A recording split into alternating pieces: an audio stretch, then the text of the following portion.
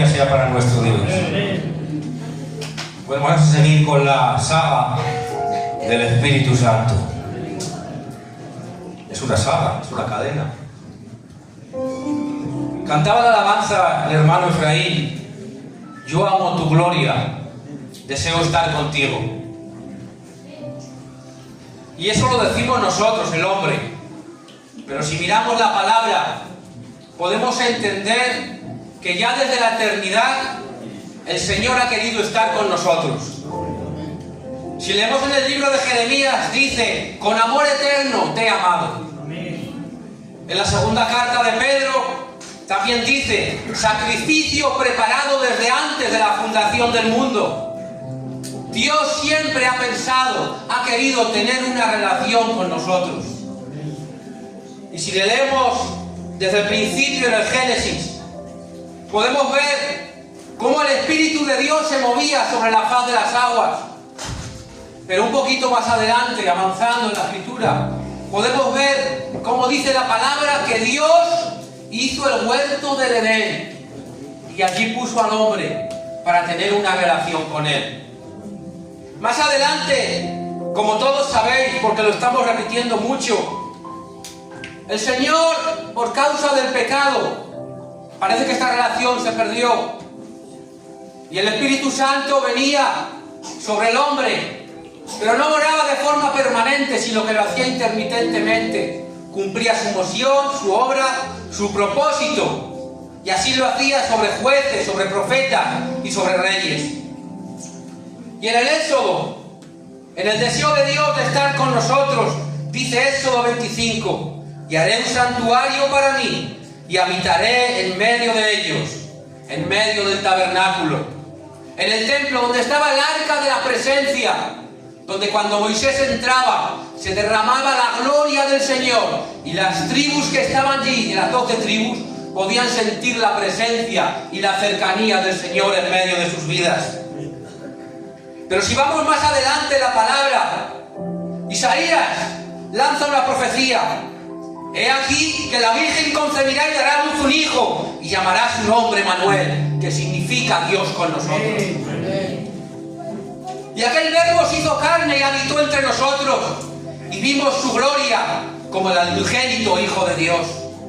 Jesucristo fue el nuevo templo que habitó entre nosotros. Jesucristo estuvo entre nosotros, caminó entre nosotros. Pero ¿quién podía estar con Él? Era algo exclusivo. En el tabernáculo, en el templo, era para las personas que allí estaban. Con Jesús era para que los que le rodeaban, para los que le seguían. Pero la mujer samaritana hizo una pregunta a Jesús en el pozo: ¿dónde adoramos? ¿En Samaria o en Jerusalén? Y si hacemos esta pregunta a la palabra: Señor, ¿dónde te adoramos? Cuando te manifiestas en gloria, en el tabernáculo, en el templo, a través de tu persona. Pero el Señor nos tiene que decir: la hora es y la hora ha llegado, donde los verdaderos adoradores adoren al Padre en espíritu y en verdad. Amén. Porque se cumple la profecía de Ezequiel: y os daré un corazón nuevo, y pondré un espíritu nuevo dentro de vosotros, y quitaré de vuestra carne el corazón de piedra, y os daré un corazón de carne, y pondré dentro de vosotros mi espíritu, para que andéis en mis estatutos. El espíritu de verdad, el cual el mundo no puede recibir, porque no lo conoce. Pero el Señor nos dijo: me tengo que ir para que venga el Consolador. Y ahí en Pentecostés, en Hechos capítulo 2, dice que el Espíritu Santo se derramó y todos fueron llenos en lenguas de fuego, llenos del Espíritu Santo. La profecía de Ezequiel, la profecía de Joel se veía cumplida en el Hechos capítulo 2. Antes Dios moraba intermitentemente en el hombre. Antes Dios moraba en un templo, en un lugar donde solamente el que acudía allí podía estar con Él. La persona de Jesús habitó entre nosotros, pero si estuviera aquí en la tierra, habría que ir allá a Jerusalén para poder adorarle y estar con Él.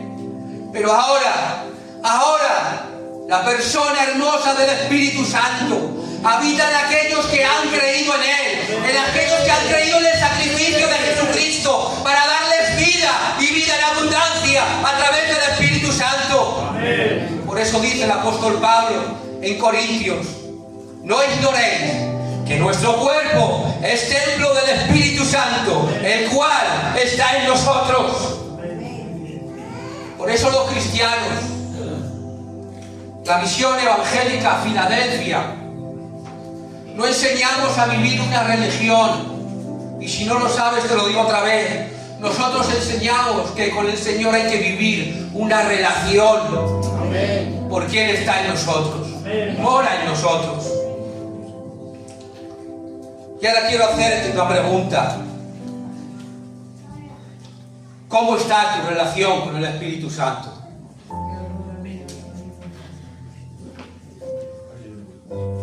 ¿Sientes ese fuego que sintieron en Pentecostés derramando su gloria? ¿Sientes ese agua que salta para la vida eterna, saciándote y no deseando nada de este mundo? ¿O sientes ese silbo en tu casa en medio de los problemas, como Elías, sintiendo la paz del Señor? ¿Cómo está tu relación con el Espíritu Santo? Porque somos personas y todos sabemos lo que es una relación. Nos relacionamos con la familia, nos relacionamos con los amigos, nos relacionamos en el trabajo para poder vender y ganar el pan de cada día. Todos sabemos que la relación funciona a base de comunicarse, a base de interactuar los unos con los otros.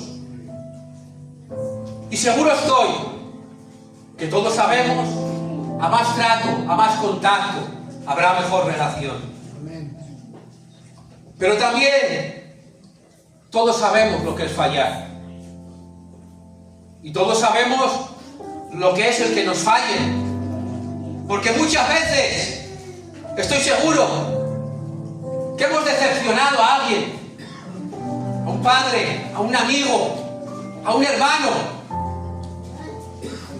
Y todos sabemos el sentimiento que se siente cuando hemos decepcionado o nos han decepcionado. ¿Sabéis a quién se decepciona? Al que se quiere, al que está contigo. Y cuando decepcionas a alguien, la relación se entristece, la relación se apaga, la relación se llena de tristeza.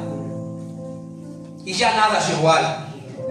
Y os digo algo, no hace falta que te mates con alguien para que la relación se estropee. No hace falta que te discutas.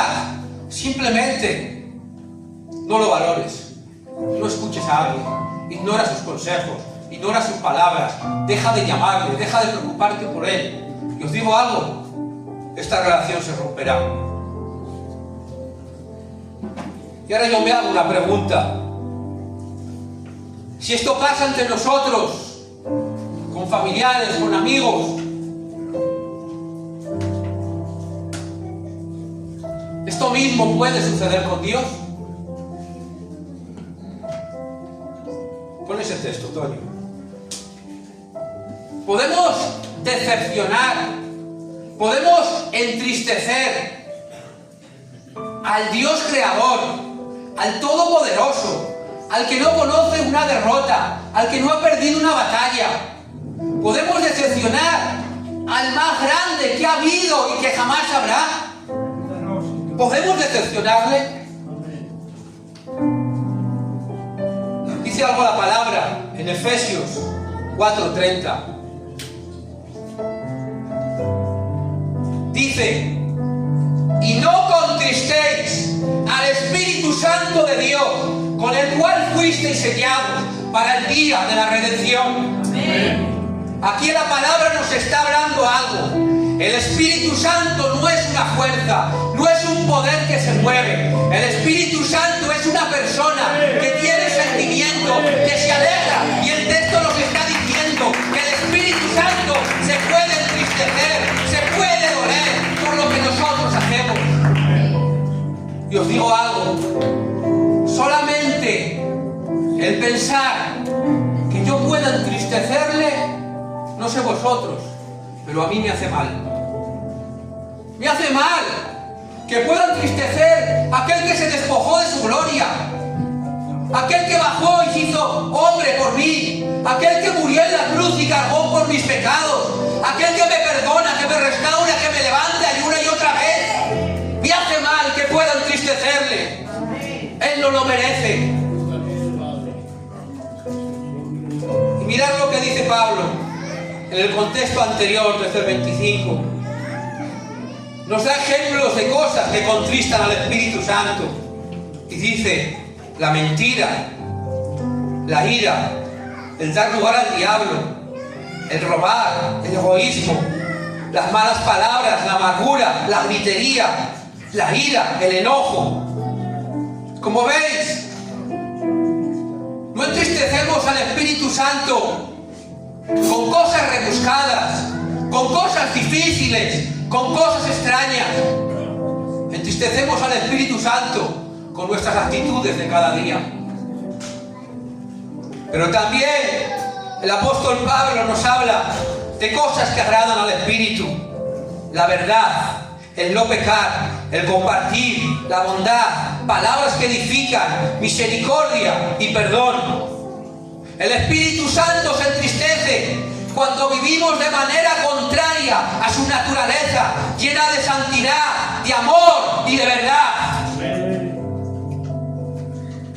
Y os digo algo: entristecer al Espíritu Santo no es algo que ha surgido cuando Pablo lo escribió en Efesios, ni en el Nuevo Testamento, ni en esta era. Entristecer al Espíritu Santo es algo que vemos a través de toda la palabra, desde Adán, cuando desobedeció al Señor. Por eso dice Isaías 63:10: mas ellos fueron rebeldes e hicieron enojar su Santo Espíritu. La Biblia, la palabra, nos da ejemplos para que podamos entender aquellas cosas que entristecen al Espíritu Santo. Dice la palabra que el Espíritu Santo vino sobre Saúl y profetizó entre los profetas. El Saúl fue ungido, el Espíritu Santo vino sobre él, le guió en las batallas, le guió para llevar al pueblo. Saúl sabía lo que Dios quería hacer. Y en una de las ocasiones dice la palabra, en la batalla contra los filisteos: Saúl, no ofrezcas sacrificio hasta el 7º día en que venga Samuel. Pero viéndose abrumado por la situación, dice la palabra que Saúl desobedeció a Dios y ofreció sacrificio antes de que Samuel llegara. Samuel le confrontó, Samuel le habló del mal que había hecho, pero para él es como que no había pasado nada, simplemente reconoció su mal. Pero más adelante vemos otra situación que ya todos lo conocéis, iglesia. En la batalla contra Amalec, el Señor le dice: destruye a todo, acaba con todo. Y sin embargo Saúl da esa comida al rey, deja el mejor ganado y permite que el pueblo coja los tesoros que hay en medio de esa batalla. Y otra vez viene Samuel delante de él y viene a confrontarle, pero es que ya no es un hecho puntual lo que Saúl ha hecho, es una resistencia al Espíritu Santo, porque ya le habló que no hiciera contra los filisteos y ahora le vuelve a hablar otra vez, pero él no obedece. Y no solamente no obedece, sino que se arrepiente superficialmente y dice: hónrame delante de los ancianos y delante de los hombres. De tal manera endureció el corazón Saúl y desobedeció la voz de Dios, que el Espíritu Santo se apartó de él y su reino fue en declive. Y como todos sabéis, un espíritu malo vino de parte de Jehová y vivía atormentado. ¿Cuántas veces el Señor nos dice: no hagas, no digas, no vayas? Nos lo habla el corazón y nosotros hacemos, decimos y vamos. No resistamos al Espíritu Santo. Yo no sé si os ha pasado a vosotros, pero a veces yo estoy en un evento que te llaman, una celebración del mundo, y llega una cierta hora que el Espíritu me habla al corazón: chacho, que ya no tienes que estar aquí. Y cojo y me voy para mi casa. Quiero serle obediente, quiero serle fiel a Él. Creo que yo no soy un extraterrestre. Si lo soy, decírmelo. ¿A alguno le ha pasado alguna vez? Puedes gritar conmigo amén. Sansón, nazareno, apartado para Dios. Sansón, tienes que vivir en santidad, tienes que vivir en pureza. Sansón fue usado por Dios, quemó los campos de los filisteos, derribó las puertas de Gaza, mató a 1000 filisteos con una quijada, mató al león sobre sus propias manos. Sansón hizo grandes proezas, lleno del Espíritu Santo de Dios.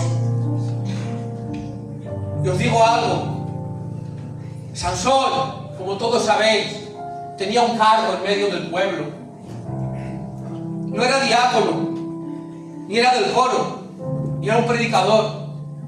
Sansón era un legislador, el cual guiaba al pueblo de Israel. Y esta tarea la hizo durante 20 años.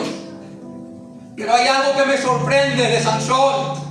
Ha sido llamado, apartado por Dios para servirle, para hacer cosas grandes. Pero sin embargo vemos en la palabra que Sansón jugó con el pecado. Sansón tomó a una mujer en yugo desigual. Sansón, nazareno, no puedes tocar animal muerto, pues tocó al león para tomar la miel. Sansón jugó con Dalila, como todos sabéis. Y esto me hace ver que a pesar de tener un cargo en medio del pueblo, estaba más interesado en satisfacer sus pasiones que en agradar y servir a Dios vivo. Y esto le llevó a perder la sensibilidad. Cuando jugaba con Dalila, atamé con una cuerda, atamé con mimbres, atamé con las guedejas de mi cabeza. Pero tanto jugar y jugar con el pecado, al final quedó enamorado de él. Y dice la palabra, pero que Sansón dijo: escaparé. Pero dice, pero no sabía que Jehová ya se había apartado de él. La relación con el Espíritu Santo no se pierde directamente, automáticamente.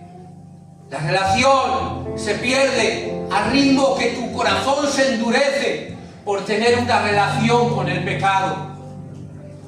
Y la relación con el pecado crece a medida que mengua tu relación con el Espíritu Santo. Por eso quiero decirte en esta tarde que Sansón está en la palabra. ¿Y por qué está ahí? Porque Sansón es un claro ejemplo de los creyentes que piensan que Dios estará con ellos, aun cuando siguen viviendo en una conducta pecaminosa. Pero os digo algo: el que juega con el pecado, al final queda enamorado del pecado y alejado del Señor.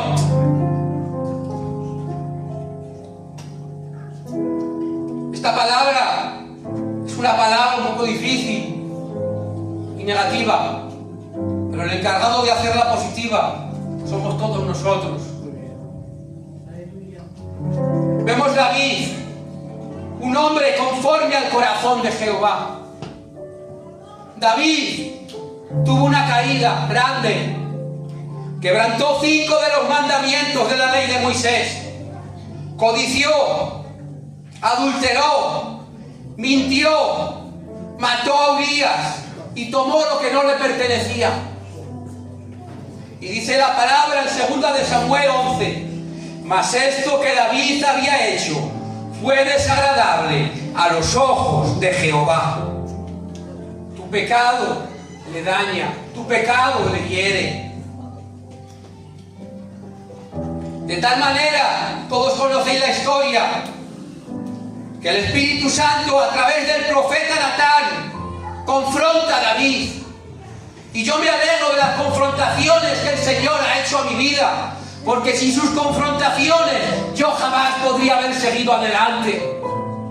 Dice la palabra en 2 de Corintios, porque la tristeza que es según Dios produce arrepentimiento para salvación. Natán viene donde él, le encuentra la historia del pastorcillo que toma una oveja que no es suya, y terminando la historia le dice: a Urías mataste y tomaste su mujer, y no se apartará la espada de su casa. Pero a mí me encanta lo que responde David.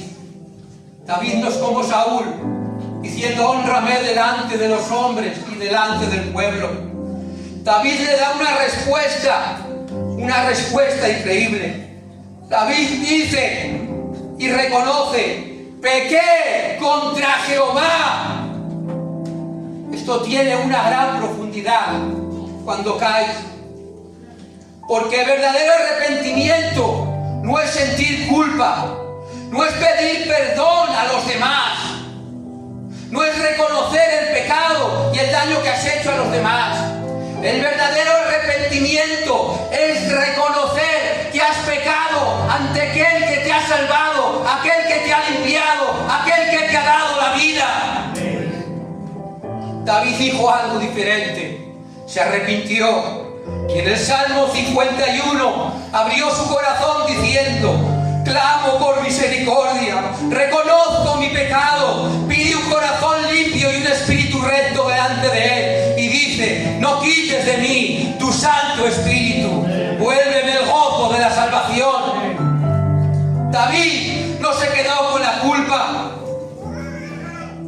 dejó que Dios transformara su corazón. Por eso digo que benditas sean las represiones de Dios que cambian nuestras vidas. No se trata de que caigas o que falles, sino de cómo respondes cuando el Espíritu Santo te confronta y habla tu vida. Dale un fuerte aplauso al Señor.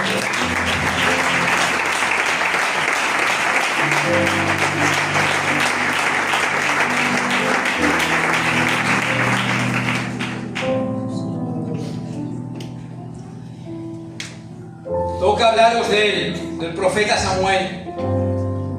Dice la palabra que desde niño escuchó la voz de Dios y dijo: he aquí, tu siervo escucha. Estaba en el templo, criado por Elí, y a pesar de estar en el templo, no siguió los malos ejemplos de los hijos de Elí, de Ondis y de Fitnes, sino que fue guiado por el Espíritu Santo de Dios y fue hecho profeta, sacerdote y juez, trayendo dirección, paz y bendición en medio del pueblo de Israel. Quiero decirte algo: cuando Dios te llama y tú respondes, tu vida es bendecida. Tu vida es guiada a los propósitos y los planes de Dios. Pero si vienes a este lugar mirando a los demás, mirando los fallos, los errores de los demás, diciendo: mira a ese, mira al otro, vas a acabar perdido, vas a acabar mal como los que señalas. Os digo algo: vivamos guiados por el Espíritu, que nos habla con su palabra, que nos habla en la oración, que nos habla en el secreto, que nos habla en la alabanza. Que sea el Espíritu de Dios el que guíe tu vida. Pon tu mirada en Él, pon tu esperanza en Él y deja que Él te guíe y que Él te bendiga. Hay veces que no solo necesitamos la guía y la dirección de Dios. Hay situaciones en la vida, problemas por los que pasamos, que nos pueden, nos derrotan, nos dejan por el suelo. Y lo único que necesitamos es restauración y nuevas fuerzas. Porque somos de carne y hueso. Un día estamos en lo más alto y otro día estamos por los suelos. Un día tenemos gozo y otro tristeza. Un día tenemos alegría y otro estamos hundidos en la más grande depresión. Y esto es lo que le pasó a Elías. Elías hizo descender fuego del cielo. Elías hizo llover, pero se enteró que Jezabel le perseguía. Y dice la palabra que huyó y se metió debajo de un enebro. Pero en ese lugar donde estaba angustiado y triste, El Señor vino con un plan, una torta y con una jarra de agua para decirle: come y bebe, que largo camino te espera. Quiero decirte que en tu situación más difícil el Señor quiere ayudarte, el Señor quiere levantarte y el Señor quiere restaurarte. Porque el Espíritu Santo se duele de tu mal momento. El Espíritu Santo se duele de tu tristeza porque tiene sentimientos. Dios no te va a rechazar, no te va a reprender, sino que te va a alimentar, te va a fortalecer para que sigas caminando en el nombre bendito del Señor. Amén. Resumiendo todo, Saúl sabía lo que Dios quería, pero eligió desobedecer. Sansón fue usado por Dios, jugó con el pecado y perdió la sensibilidad. David pecó, pero hizo algo diferente. Escuchó la voz de Dios y se arrepintió. Samuel escuchó y obedeció, a pesar de que el entorno que le rodeaba no era el mejor. Y Elías, en medio del miedo y del cansancio y del dolor, no fue rechazado, sino que fue restaurado por nuestro Señor y por nuestro Salvador. Hay algo que todos estos personajes tienen en común. Todos escucharon la voz de Dios, pero no hay una diferencia, que no todos respondieron igual a la voz de Dios. No es que falles o que caigas, es como respondes cuando Dios te habla. Es como respondes cuando Dios quiere ayudarte, aconsejarte, corregirte, restaurarte y bendecirte. El Espíritu Santo se entristece cuando le ignoras, cuando endureces tu corazón, cuando no haces caso a sus consejos, cuando no caminas con Él, cuando le quitas la prioridad. Y me temo, yo me pongo el primero, que a menudo los cristianos vivimos así, ignorando la voz de Dios, entristeciendo al Espíritu Santo. Pero te digo algo, pongo esperanza hoy en tu vida. Esto no significa que Él te haya abandonado. El Señor no se rinde contigo, aún sigue mostrando su gracia. El Señor quiere bendecirte, quiere ayudarte. Por lo tanto, es tiempo de ser sensibles, de ser obedientes a la voluntad de Dios en nuestras vidas. Dejemos de resistirlo, dejemos de ignorarlo y caminemos como Él nos manda. El Espíritu Santo quiere ayudarte, el Espíritu Santo quiere restaurarte, el Espíritu Santo quiere consolarte, el Espíritu Santo quiere fortalecerte. Deja que lo haga, deja que te trate, escucha su dulce voz.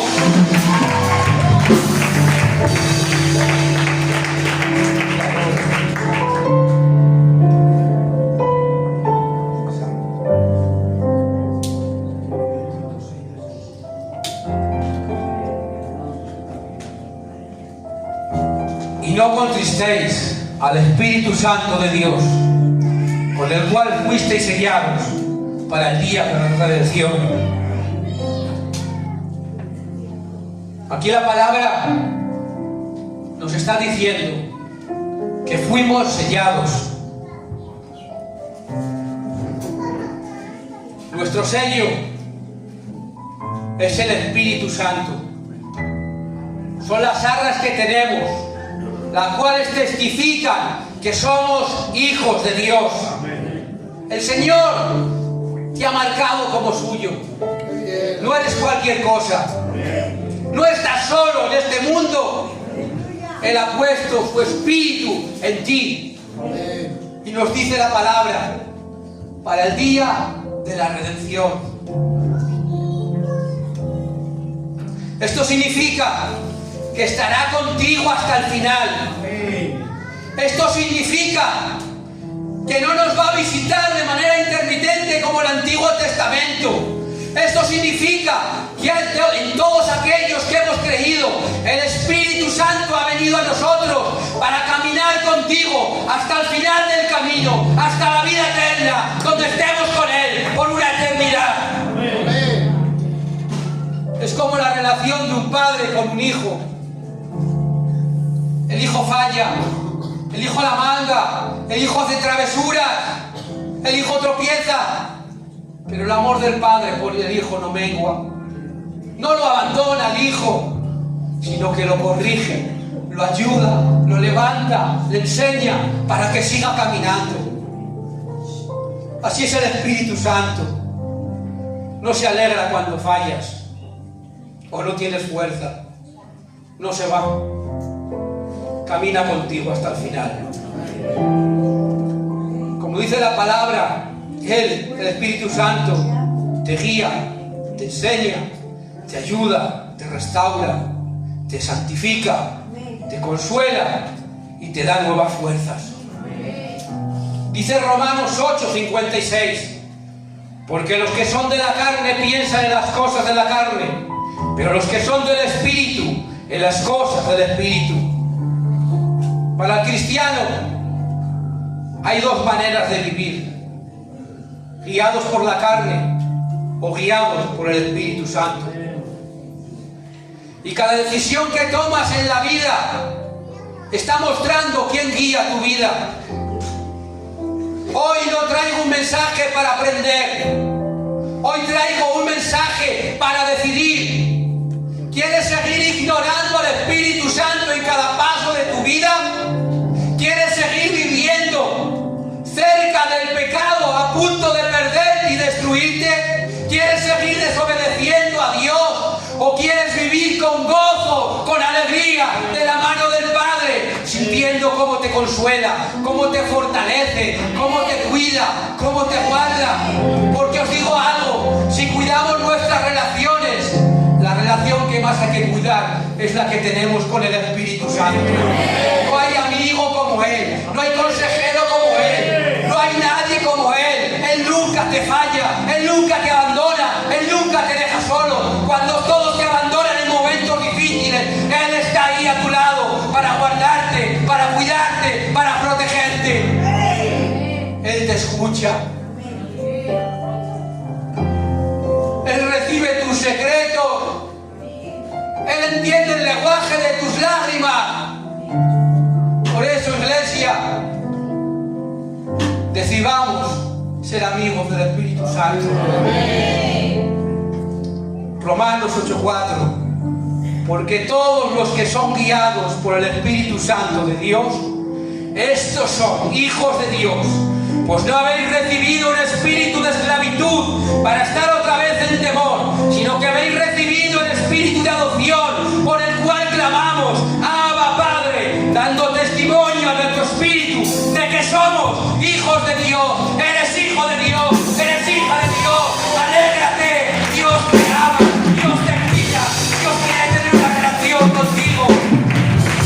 Como dice la palabra, aunque pases por desiertos, por tormentas de esta vida, por aflicciones, por dificultades, te garantizo algo: escucha su voz. Él está ahí para ayudarte, Él está ahí para sanarte, está ahí para restaurarte. El Espíritu Santo te ama. Yo quiero que Él me guíe, yo quiero que me guíe hasta el final, para ver al Señor cara a cara, porque esta es la meta del Espíritu en ti: guiarte hasta el día de la salvación, hasta el día en que veamos a Jesucristo. Que el Señor les bendiga, iglesia. Espero haberles hecho bien.